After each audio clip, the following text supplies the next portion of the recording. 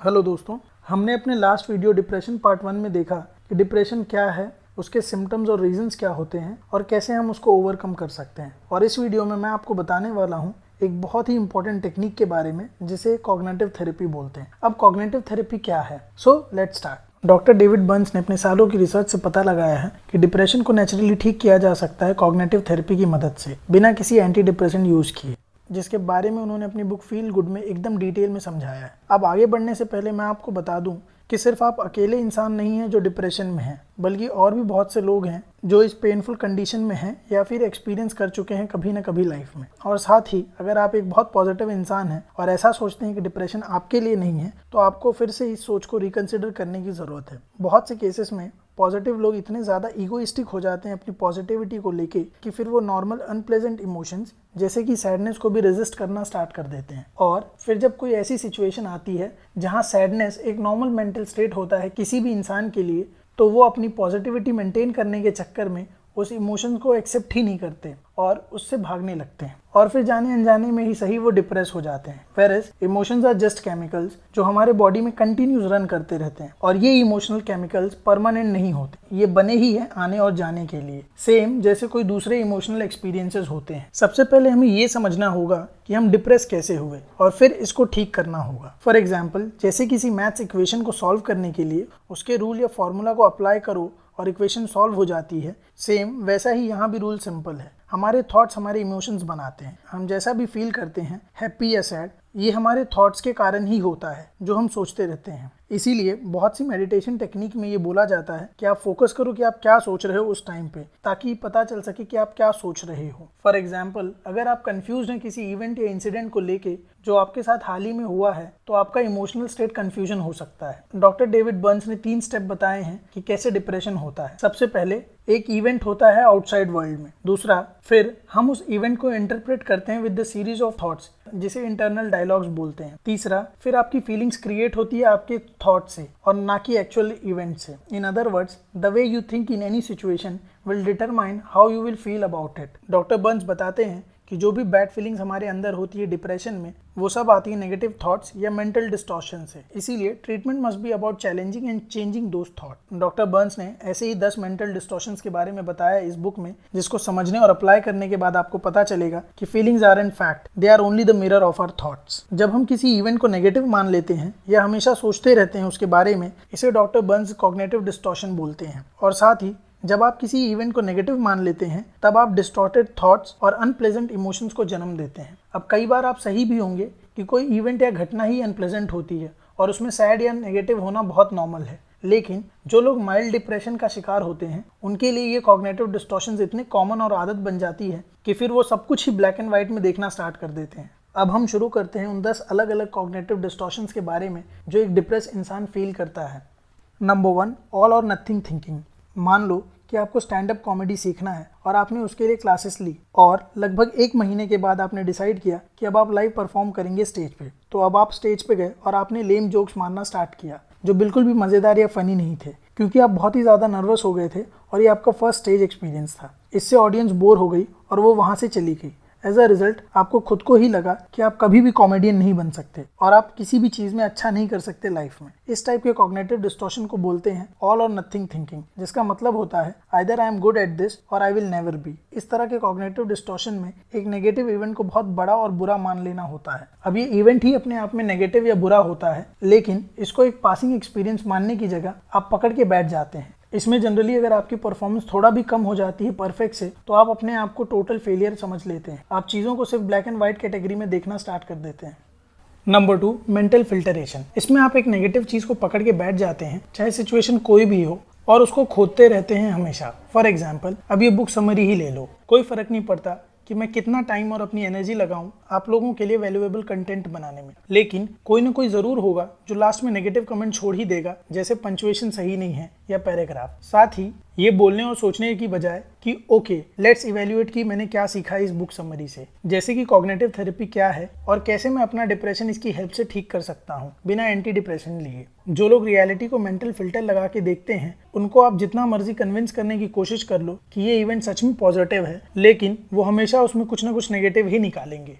Number 3, jumping to conclusions. Imagine करो कि आपकी टक्कर एक कार से हो गई है और आप हॉस्पिटल पहुंचते हैं और फिर जितना मर्जी डॉक्टर आपको समझाए और बोले कि आपको कुछ नहीं हुआ है, आपको एक खरोच तक नहीं आई, आप बस बेहोश हो गए थे और 3 घंटे बाद आप अपने घर जा सकते हैं। लेकिन ये समझने की जगह आप अपने आप में ही सोचते रहते हैं, ओ माय गॉड, कहीं मेरा ब्रेन डैमेज तो नहीं हो गया, या फिर अगर मेरा ब्रेन डैमेज हो गया तो क्या मेरी गर्लफ्रेंड इसके बाद भी मेरे साथ रहेगी। इसे ही बोलते हैं जंपिंग टू कंक्लूजन्स, जिसमें कि अपनी एक्चुअल कंडीशन को ना समझना और फिर अनरियलिस्टिक कंक्लूजन्स पे आ जाना। हमारे इमोशंस बस कुछ सेकंड्स में बन जाते हैं और ऐसे में हमारा कंट्रोल कर पाना ना के बराबर होता है। लेकिन अच्छी खबर ये है कि अगर वो थॉट्स डिस्टॉर्टेड हो भी जाएं और आप डिप्रेशन में आ जाएं, उसके बाद भी आपके पास अच्छा मौका होता है कि आप उन थॉट्स को रिकंस्ट्रक्ट कर सकते हैं। आपके पास मौका होता है उन डिस्टॉर्टेड थॉट्स और अपने मूड को चेंज करने का, क्योंकि ये काफी डरावना हो सकता है कि कैसे कोई एक थॉट किसी की लाइफ को बेटर या वर्स दोनों बना सकता है। इस कंडीशन में आप अपने दिमाग में नेगेटिव सोच बना लेते हैं जिसमें कि कोई सच्चाई नहीं होती और जो आपके कंक्लूजन को सपोर्ट ना करे, फिर भी आप कई बार माइंड रीडिंग करने लगते हैं। इस कंडीशन में आप बस अपने हिसाब से मान लेते हैं कि कोई आपसे बुरा बर्ताव कर रहा है और फिर आप उसके बारे में सही सोचते हैं। दूसरा, आप कई बार अंदाजा लगा लेते हैं कि कुछ बुरा होगा और फिर मान लेते हैं कि आपका अंदाजा एकदम सही था और आपको पहले से ही पता था कि ऐसा होगा। Number 4, magnification and minimisation. इस कंडीशन में जब आप मैग्नीफाई करते हो तो आपको सिर्फ आपकी गलतियां, डर और इम्परफेक्शंस ही दिखाई देते हैं और आप मान लेते हैं। इस सिचुएशन को कैटास्ट्रोफाइजिंग भी बोलते हैं। जब किसी सिचुएशन को इंसान मान लेता है वो एकदम वर्स है, जबकि एक्चुअली में वो नहीं होती। और साथ ही जब आप मिनिमाइज करते हैं तो बिना मतलब ही अपनी चीज़ों को इतनी छोटी नज़रों से देखना स्टार्ट कर देते हैं कि जैसे फिर उनका कोई मतलब ही नहीं है लाइफ में। फॉर एग्जाम्पल, आपकी अपनी अच्छी क्वालिटीज़ या फिर दूसरों की इम्परफेक्शंस, इसको बाइनोकुलर ट्रिक भी बोलते हैं। Number 5, emotional reasoning. जब आप अपने ही इमोशंस को प्रूफ या एविडेंस समझने लगते हैं सच की जगह। अब ऐसी कंडीशन में जनरली आपका लॉजिक होता है कि I feel like a loser, इसलिए आई एम अ लूजर। अब इस टाइप की सोच और रीजंस बहुत ही गलत है, क्योंकि आपकी फीलिंग्स आपके थॉट्स और बिलीफ को शो करती हैं। Number 6, labelling and mislabelling. ये ओवर जनरलाइजेशन का बड़ा भाई है, आप बोल सकते हो। यहाँ आप अपनी गलतियों को बताने की बजाय खुद को एक नेगेटिव लेबल दे देते हैं, जैसे कि आई एम अ लूजर। और साथ ही जब किसी दूसरे के बिहेवियर ने आपको हर्ट किया तो आप उसको भी एक नेगेटिव लेबल दे देते हैं, जैसे कि he is a goddamn loss. Labelling करने से आप खुद को हरा देते हैं और ये एकदम से पागलपन है। आप किसी एक इवेंट या चीज के हिसाब से खुद को लेबल नहीं कर सकते। आपको ये समझना होगा कि लाइफ बहुत ही कॉम्प्लेक्स होती है और ऐसे में हमारे दिमाग में बहुत सारे थॉट, इमोशंस और एक्शन चेंज होते रहते हैं। अगर एग्जाम्पल के तौर पर देखें तो आप किसी स्टैचू की तरह नहीं हैं जो एक जगह पे हमेशा खड़ा रह जाता है, बल्कि रिवर की तरह है जो हमेशा बहती रहती है। इसीलिए खुद को नेगेटिव लेबल्स देना बंद करो। Number 7, overgeneralisation. यहाँ आप ये मान लेते हैं कि जो चीज़ आपके साथ एक बार हुई है वो हमेशा और बार बार होती रहेगी लाइफ में। ओवर जनरलाइजेशन करने से हमेशा pain of rejection he feel होता है और आप किसी एक नेगेटिव इवेंट को देखने लगते हैं जैसे कि वो नेवर एंडिंग पैटर्न हो आपकी हार का लाइफ में। Number 8, disqualifying the positive. इस कंडीशन में आप एक न्यूट्रल या फिर कोई पॉजिटिव एक्सपीरियंस को भी नेगेटिव में बदल देते हैं। डॉक्टर बर्न्स इसे रिवर्स एल्केमी बोलते हैं। और डिस्क्वालीफाइंग द पॉजिटिव एक सबसे ज़्यादा डिस्ट्रक्टिव यानी कि खतरनाक टाइप है कॉग्निटिव डिस्टॉर्शंस का। आप सारे पॉजिटिव एक्सपीरियंस को रिजेक्ट करना स्टार्ट कर देते हैं जैसे कि उनका कोई मतलब ही नहीं है लाइफ में किसी न किसी कारण से, और ऐसे में आप नेगेटिव बिलीव मेंटेन करने लगते हैं जो फिर आपके रूटीन का पार्ट बन जाता है। Number 9, should statement. आप खुद को मोटिवेट करने की कोशिश करते हैं ये बोल के कि आई शुड डू दिस और आई मस्ट डू दैट। आप ये शुड एंड शुड नॉट ऐसे यूज़ करने लगते हैं जैसे कि अगर आप नहीं यूज़ करेंगे तो इसके लिए आपको पनिशमेंट दी जाएगी। और कई बार अगर कुछ नहीं कर पाते हैं तो काफ़ी ज़्यादा गिल्ट फील करने लगते हैं। साथ ही जब आप शुड स्टेटमेंट का यूज़ दूसरों के ऊपर करते हैं तब आपको एंगर, फ्रस्ट्रेशन और रिसेंटमेंट जैसा फील होता है। Number 10, personalisation. पर्सनलाइजेशन में आप उन नेगेटिव इवेंट्स की भी रिस्पॉन्सिबिलिटी लेने लगते हैं जिसके लिए आप डायरेक्ट जिम्मेदार नहीं होते या फिर जो आप नहीं करते। आप खुद को वजह समझने लगते हैं उन नेगेटिव इवेंट्स का जो बाहर की दुनिया में होते रहते हैं, जिसके लिए आप थोड़ा भी रिस्पॉन्सिबल नहीं होते किसी भी तरीके से। फाइनली अब कंक्लूजन्स पे देखते हैं। First, your emotions are created by your thoughts and not the actual events. Second, cognitive distortions. Understand this common distortion that you tend to fall into when you are depressed. And last, write them down to fix them and replacing them with more realistic logical thoughts, and you will see over the time your brain will rewire itself for the better.